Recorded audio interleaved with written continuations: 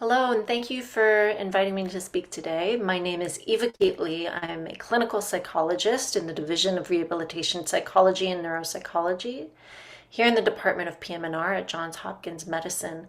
And I'm looking forward to speaking with you about a research study titled Temporal Relationships Between Depression, Self-Efficacy, and Physical Activity in Individuals with Stroke. The authors have no conflicts to disclose, and this work was supported by an NIH grant.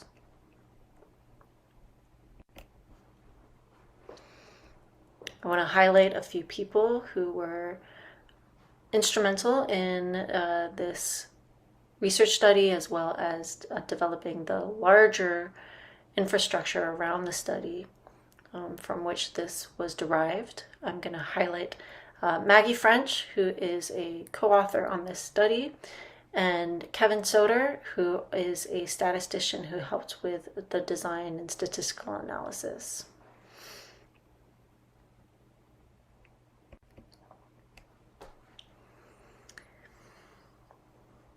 I'm going to review the research study, its design, methods, and results, as well as discuss its clinical implications. And what I'd like to do is first talk about this project in the context of a larger initiative regarding precision rehabilitation. So the objective of precision rehabilitation is to identify individual patterns of recovery in order to deliver effective treatments to the right people at the right time.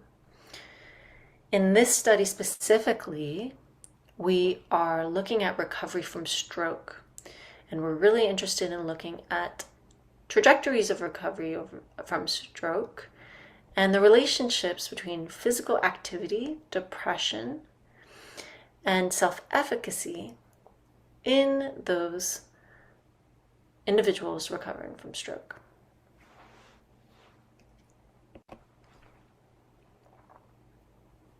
So a little background about where this came from. Plenty of research and clinical experience shows us that physical activity is a very important aspect of stroke recovery. We know that it reduces detrimental effects from stroke. It helps prevent recurrent strokes by improving control of risk factors such as diabetes and hypertension. And then apart from the medical benefits, stroke survivors also consider physical activity really important in being able to achieve their goals, both physical and social. So despite the known benefits of post-stroke physical activity, lots of studies have shown us that stroke survivors have low levels of physical activity, even compared to adults their age with other forms of chronic illness. What is surprising is that physical activity post-stroke is not completely predicted by physical ability. In fact, physical ability only accounts for some of the variance in physical activity after stroke. A lot of the remaining variance is predicted or is associated with a number of psychosocial factors. And it's these psychosocial factors that we are interested in examining, because these psychosocial factors might be very important in terms of treatment, and they might be modifiable. So what has the research shown us regarding these psychosocial factors? It's shown us that some of the most robust findings include age, sex, but in particular, interesting is that increased depression is associated with low activity levels after stroke. And also low self-efficacy is associated with low activity levels after stroke. Most of us are familiar with the construct of depression, but fewer of us are familiar with this concept of self-efficacy. So I'll take a second to review what that means. Self-efficacy refers to an individual's belief in their capacity to execute a behavior. In this case, in this meta-analysis, we're referring to self-efficacy regarding falls and balance. And what it refers to is an individual's confidence in their ability to manage challenges with falls and balance. So in other words, it's a person's interpretation of challenges and whether or not they perceive those challenges to be manageable or not. Again, another way to think about it is their confidence to overcome challenges.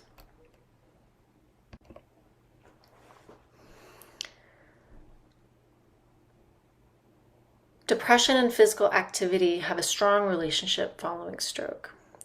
Research has shown, one, that post-stroke depression is common, and that this post-stroke depression is associated with sedentariness, both in acute and chronic stroke. Interesting, some longitudinal data has been published showing that both depression might predict future problems or decreased physical activity, but also that decreased physical activity might predict future depression. So while we know these relationships exist and that there is a strong relationship between increased depression and low physical activity, the causal and temporal relationships remain equivocal.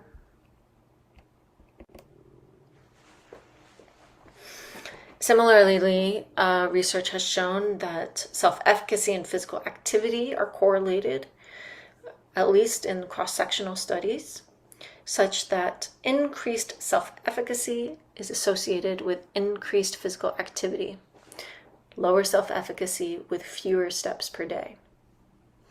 To my knowledge, there's not been any interventions or any studies looking at the temporal relationships between these two.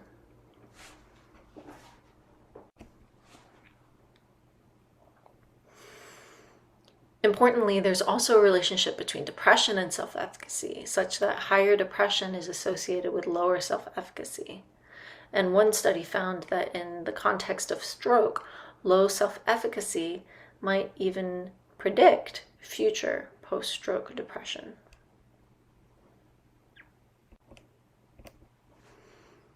So while these relationships are well studied and understood, what hasn't been examined very thoroughly is the temporal relationships between these variables. And that's the gap that we fill with this study. We do that through our study design, which is a longitudinal prospective cohort study.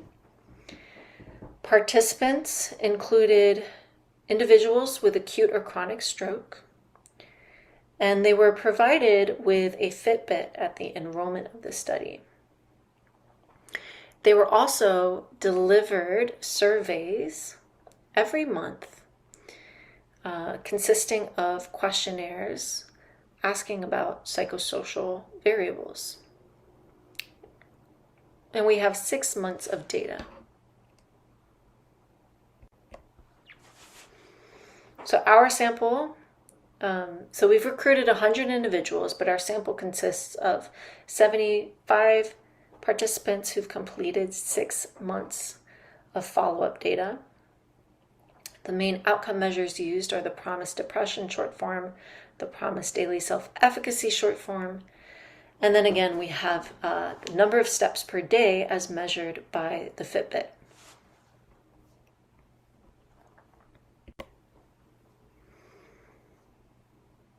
Our statistical analysis consisted of linear mixed effects models with a random intercept. And in this model, we are examining, or we decided to run 2 different models. The first examines the relationships between physical activity and daily self-efficacy with depression 1 month later. The second model looks at depression and daily self-efficacy with physical activity 1 month later. So again, we're interested in the temporal relationships here, trying to get at some causality. I'll take a moment here to talk about linear mixed effects models, but for a more thorough conversation around this, please see Dr. Maggie French's presentation from earlier today. In brief, the benefits of a linear mixed effects modeling is that it can look at changes over time that factor in both intra-individual changes and inter-individual changes. So in our model, we're able to use every individual as their own control group and control for the between subject variability. With this, we're able to examine the temporal relationships, and again, it's a step towards showing causality.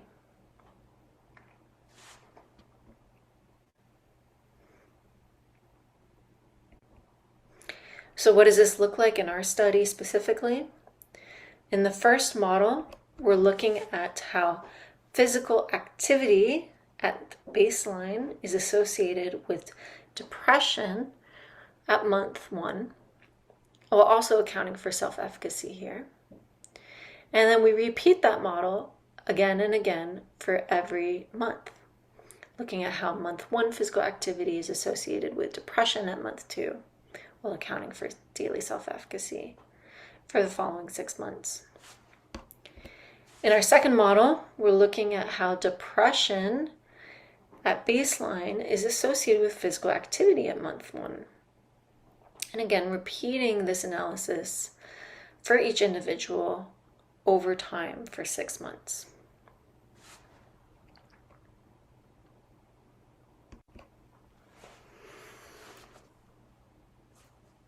To review our sample characteristics, we see that our participants are around the age of 60, are primarily male, around 57% are male, are represented mostly by individuals who identify as white or black. And you'll notice that time since stroke is quite variable, with some being in the more acute phase and others being in a more chronic phase of stroke. And we account for this in our models as a continuous variable. You also notice that about 40%, 43% are using an assistive device for mobility.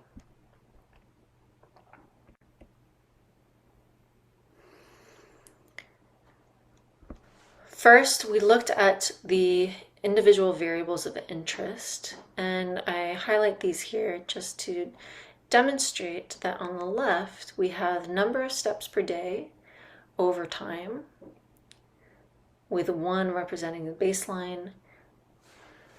And we see that over the course of 6 months, number of steps per day change, and that there's quite a bit of variability across individuals. We also see on the right-hand side that we're not getting much of a story from the summary statistics provided for each month.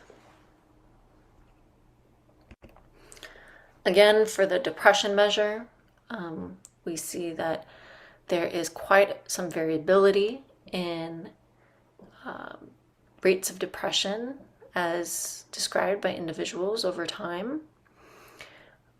On the y-axis, you'll note that depression is presented as a T-score, and anything above 60 is often considered a clinically significant score. So you can see a number of people are endorsing clinically significant symptoms of depression in this sample, which is common after stroke.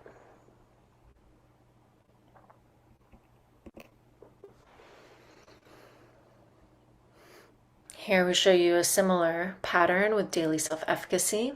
You'll see that on the y-axis we have T-scores of daily self-efficacy, with higher T-scores indicating more self-efficacy. Again, there's a lot of individual variability and a wide range in individuals' experiences of how much self-efficacy they're reporting. And again, we're seeing that the summary statistics are not telling us much of a story.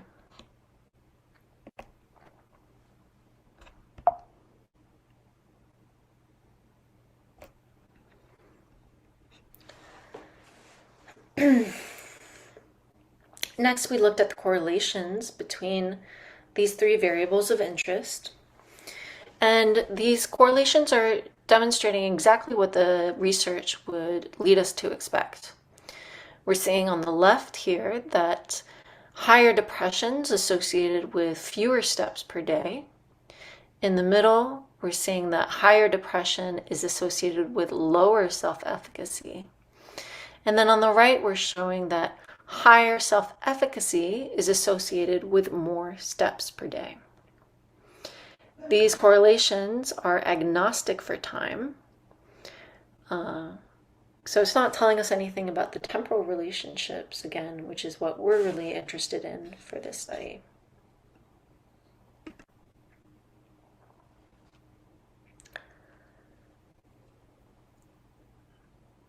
In this part, we're talking about, or I'm showing you the results of our mixed effects linear regression. This is the first model that evaluated the association between steps, daily self-efficacy, with depression 1 month later. Over here, you can see that, to our surprise, the number of average steps a day was not associated with depression 1 month later. So regardless of sedentariness or activity level, this number of steps per day was not associated, was not predicting depression later on. However, daily self-efficacy was. And looking at the graph, we can see that daily self-efficacy is divided out into percentiles, from the 5th percentile to the 95th percentile. And again, higher percentiles in daily self-efficacy means you have more self-efficacy, you feel more confident. Here we have number of steps increasing on the x-axis, and we have the depression T-scores increasing on the y-axis. Again, higher T-scores means more depression. And what it's showing is that those with the highest amount of self-efficacy, in the 75th and 95th percentile, have the lowest rates of depression. And those with low self-efficacy have highest rates of depression, predicted depression 1 month later. So again, steps is not predicting depression. Daily self-efficacy is predicting depression.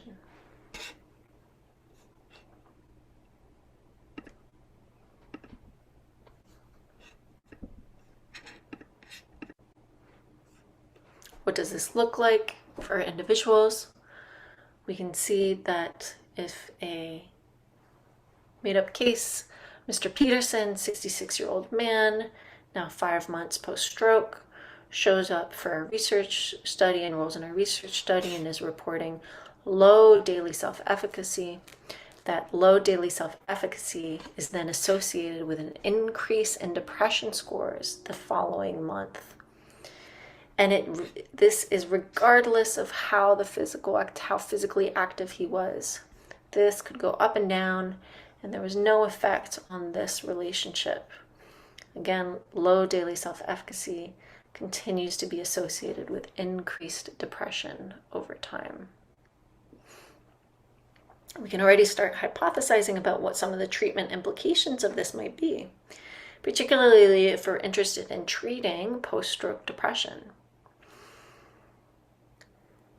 This is fairly surprising because a lot of interventions for depression involve increasing physical activity. And self-efficacy is not targeted. So again, we're showing here that we might be missing an important area to target when considering and treating post-stroke depression.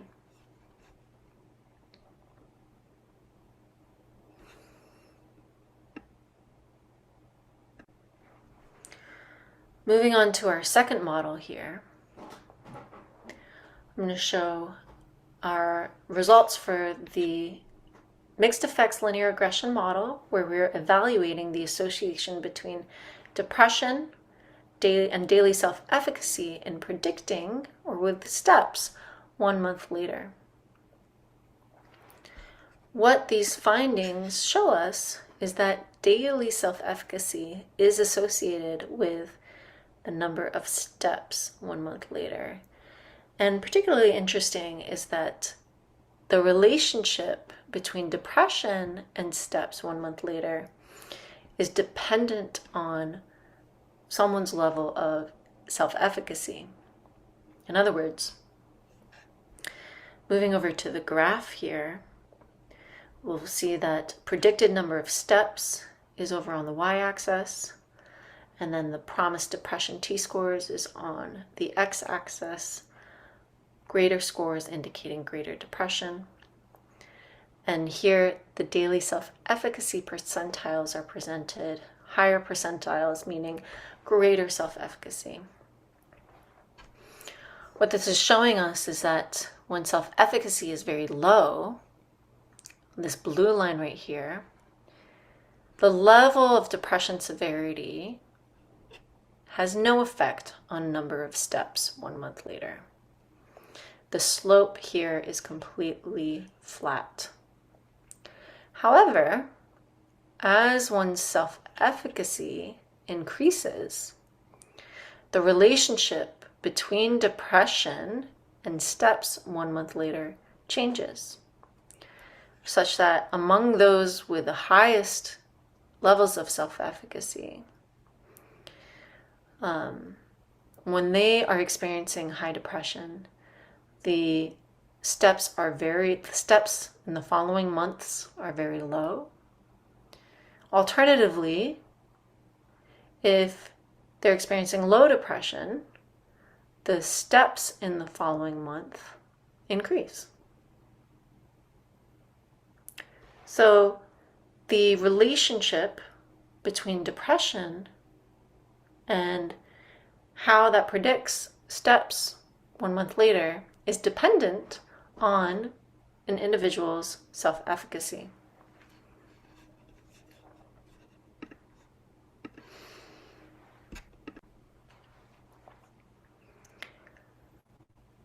Thinking this through again through the lens of an individual case, we think about Miss Johnson, who's a woman in her 50s, now 1 year post-stroke. And let's say she presents with high depression, low self-efficacy. And we know, and based on the findings from this study, her physical activity the following month is going to be low.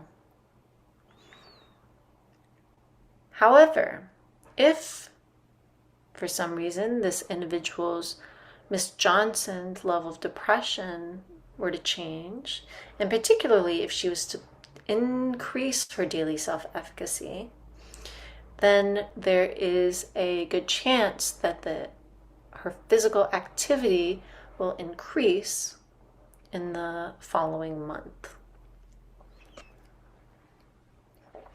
Again, we can think about some of the implications for this and make some hypotheses about treatment interventions. If our goal is to help an individual increase their physical activity, especially in individuals who have depression and low self-efficacy, we know that treating both of them is incredibly important in being able to see results.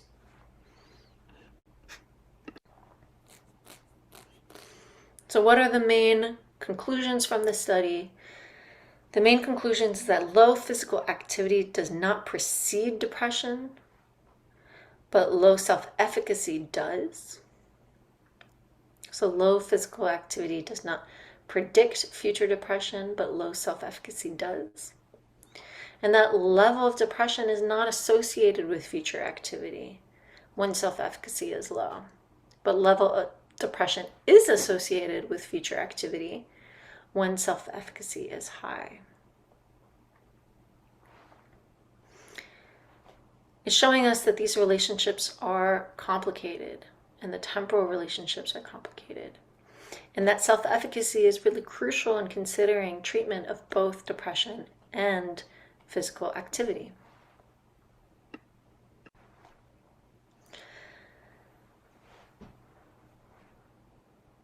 We can make some assumptions here.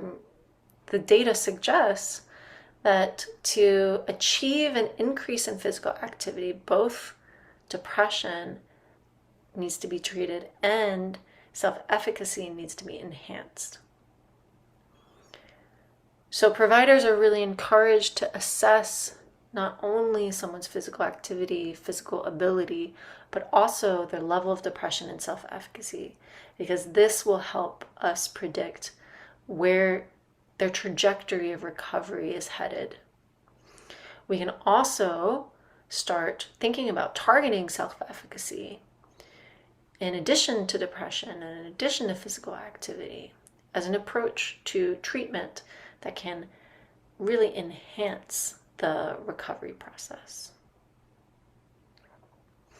So there's much more to study with these, but our preliminary results are pretty promising that we're looking at the right variables, and it's giving a lot of food for thought about how to create better, precise interventions to really help individuals that present in our clinics.